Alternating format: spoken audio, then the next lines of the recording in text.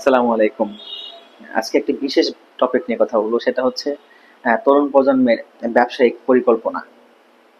আমরা প্রায়শই দেখতেছি যে একটা তরুণ প্রজন্ম ব্যবসা করার জন্য যে চিন্তা ভাবনা চেতনা নিয়ে বিজনেসে আসে, কদিন পরে ব্যবসাতে লস করে একেবারে হারায় যাচ্ছে। কিন্তু কেন?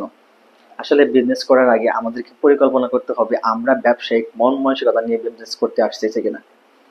আহ উড়ু উড়ু মন নিয়ে বিজনেস করা যাবে না।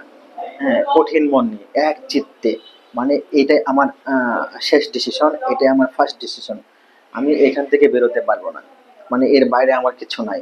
এইরকম মিশন ভীষণ নিয়ে যারা বিজনেস করতে আসবে তাদের সফলতা ধরা দেওয়ার সম্ভাবনা রয়েছে।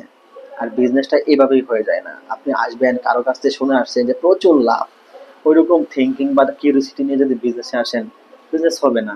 বা এমন পরিকল্পনা করছেন যে আজকে করলাম, এটা হইলে হইলো ১ বছর ২ বছর, না হইলে অন্য কিছু করবো, তাহলেও কি বিজনেসে সাইন করা পসিবল না। বিজনেস করতে হলে আপনাকে মন প্রাণে এক চিত্তে যে এখান থেকে আমার সফলতা অর্জন করতে হবে, এই জন্য প্রচুর পরিমাণ হার্ডওয়ার্ক করা দরকার। সেই হার্ডওয়ার্ক করার মন মানসিকতা আপনার রয়েছে কিনা, তারপরে আপনি ইনভেস্টমেন্ট করেন। সবচেয়ে বড় কথা হচ্ছে যেখানে ইনভেস্টমেন্ট করবেন বা বিজনেসটা করবেন তার সম্পর্কে প্রপার নলেজ থাকতে হবে। যদি আপনার জ্ঞান না থাকে বিজনেস আসবেন না, বিজনেসটা সুইট করবে না।